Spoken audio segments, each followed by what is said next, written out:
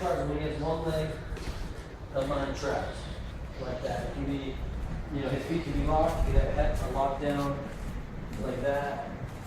Doesn't matter. Anything like this is half guard.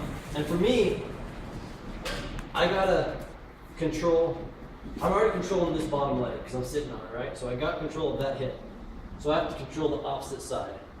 If I control that hip and that shoulder, try to move. He's locked down. Okay. If I control this shoulder, I don't have any control at all. He can scoot out, right? So to control that shoulder, I have to have the underhook here. Okay. If he gets the underhook on that side, it's a big advantage for him. There's some things I can do. I can cross face to stop it. I can switch to stop it, but it's always bad. Always bad when he has this underhook. So we're gonna work where I have the underhook here. This arm can cross face. Doesn't have to, but it's always good. And this arm is underhooking here. Just like, remember our side control? We did some side control a while ago where we cross-faced, went under the shoulder, locked our hands, and squeezed them in here. It's basically the same hold, only we're here. My cross-face isn't as strong because I'm in half guard, you know, more parallel with them. But it's still good. I can still cross-face and underhook. So this is my position. If he starts to scoot his hips out, all I gotta do, okay, again, that's bad also. Anytime the guy on bottom can move and create angles with his hips, that's bad for me. I want to control. I always want to keep his hips flat. That's a pretty much basic principle for any guard. If he can get his hips out and get off to his side, it's good for him, it's bad for me. I always want to keep him flat. Okay? So my underhook is keeping his shoulders flat. But he can still pretty much scoot his hips out, at least a little bit. So what I'm going to do to stop that is just keep following him. He scoots out, follow. See that? Go around again. Okay, and I can lock my elbow here to stop his hip from escaping down. You guys see that? So again, he escapes. I just step this leg up high, boom, flatten his hips out, and then lock this elbow in. Now his hips should be locked pretty good. That cross face is also going to help quite a bit. A lot of times I would like to have this arm up higher, cross facing like that, and just hooking the shoulder instead of locking your hands. But either way, it doesn't really matter. So we're just going to play around with the control, and then I got 2 passes tonight.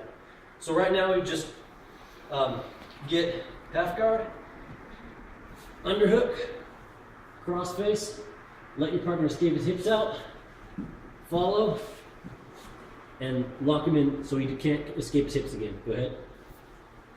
Okay, and then let him do it. Follow, stop it. Let him escape, follow, stop it. Anytime, the guy on bottom, anytime you can get that bottom leg through, do it. Okay? Be on the ball about that because you've got to help your partner realize when he's leaving holes open. Okay? So that's the biggest thing to watch out for is when he scoots his hips away, he's going to get that bottom leg through. Alright? So I got to stop that. When you scoot your hips away. Okay? So just do that, get the control, have your partner kind of give you a little bit of resistance and then more and more and more. And then we'll go on to the pass, 2 passes. All right? Oh, yeah, well here it is.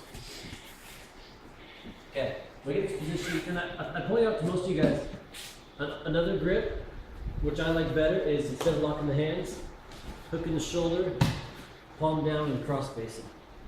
It's pretty good control. It makes your cross face stronger. But either way is good. This is the first way I learned it.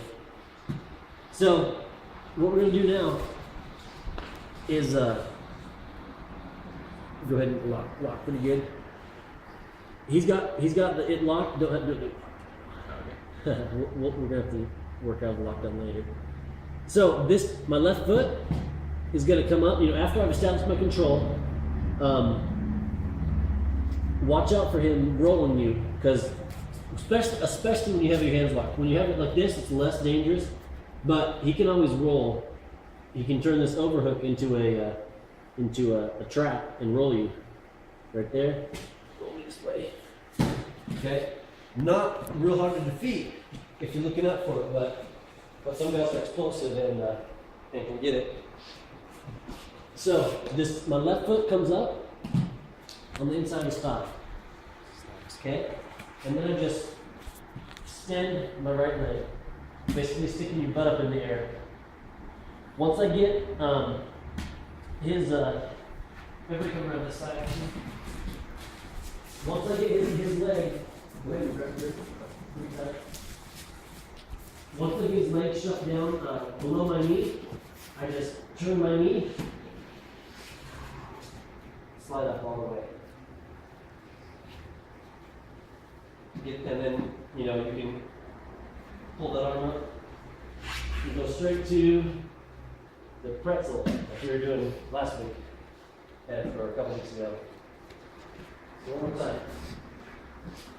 Get your control here, up. Go ahead and lock it down good. This is especially good for when they're really having a tight squeeze on your leg. Here, up. All you gotta do is get his legs just below your knee, then you can cut through and do the baseball slide. Okay? You guys want to see that again or no? Let's give it a try. Really similar. We're gonna do all the same things. But once I get here, so one more time. This one's not gonna work quite as well if he has a super tight lock. It's more for if he's he'll play more of like an open half guard, like an open guard. But I'm just gonna get to the same position, come up, and then slide straight across into mount. Okay? So one more time. Here, up, boom. Okay? Pretty simple, but it's good. So So you switch your hands halfway through? Is that just practice? yeah, just preference. Because one thing you want to watch out for, whenever you get mount especially, people will roll you. So a lot of times once I get to mount, I kind of open my hands up a little bit, ready to post. That's a big thing to watch out for. You never want like a death grip when you get to mount on somebody, because they'll just roll you. So, yeah. And then, like I said, like I was mentioning before, the traditional way is locking hands this way. I like this too, though. This is really good. Here and here for both these techniques. And, you don't have to have this the entire time too. If you're kind of getting tangled up, you can always push that to give yourself the last little bit. So, and for the guys on bottom, go ahead.